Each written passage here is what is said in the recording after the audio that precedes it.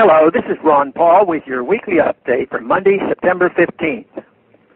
On November 30th, voters in Switzerland will head to the polls to vote in a referendum on gold. On this ballot is a measure to prohibit the Swiss National Bank from further gold sales, to repatriate Swiss-owned gold to Switzerland, and to mandate that gold make up at least 20% of the SNB's assets. Arising from popular sentiment similar to movements in the United States, Germany, and the Netherlands, this referendum is an attempt to bring more oversight and accountability to the SNB, Switzerland's central bank. The Swiss referendum is driven by an undercurrent of dissatisfaction with the conduct not only of Swiss monetary policy, but also of Swiss banking policy. Switzerland may be a small nation, but it is a nation proud of its independence and its history of standing up to tyranny. The famous legend of William Tell embodies the essence of the Swiss national character. But no tyrannical regime in history has bullied Switzerland as much as the United States government has in recent years.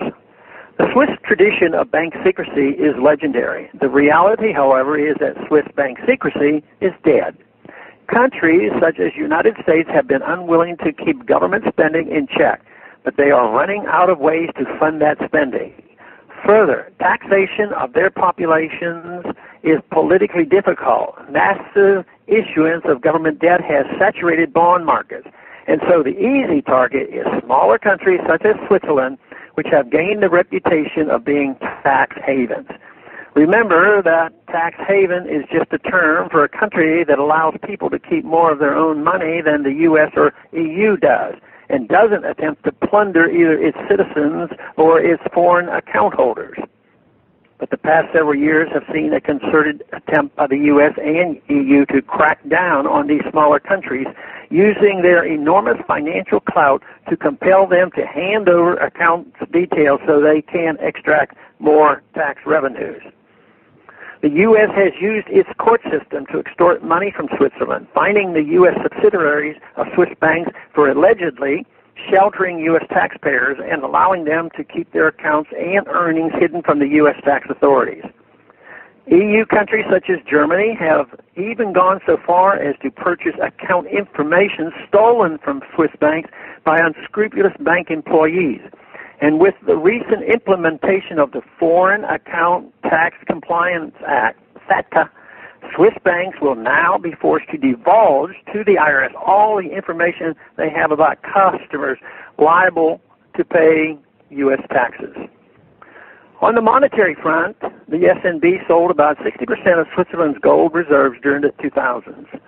The SNB has also, in recent years, established a currency peg with 1.2 Swiss francs equal to €1.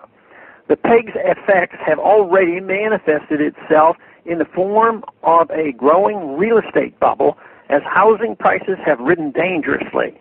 Given the action by the European Central Bank to engage in further quantitative easing, the SNB's continuance of this dangerous and foolhardy policy means that it will continue tying its monetary policy to that of the EU and be forced to import more inflation into Switzerland. Just like the U.S. and the EU, Switzerland at the federal level is ruled by a group of elites who are more concerned with their own status, well-being, and international reputation than with the good of the country. The gold referendum, if it is successful, will be a slap in the face to these elites. The Swiss people appreciate the work their forefathers put into building up large gold reserves, a respected currency, and a strong, independent banking system. They do not want to see centuries of struggle squandered by a central bank. The results of the November referendum may be a bellwether indicating just how strong popular movements can be in establishing central bank accountability and returning gold to a monetary role. Thanks for calling this update. A new update is placed on this number, 888-322-1414 every Sunday. The written text can be found on my Ron Paul Institute website at www.ronpaulinstitute.org and on my Facebook page. Thanks for calling.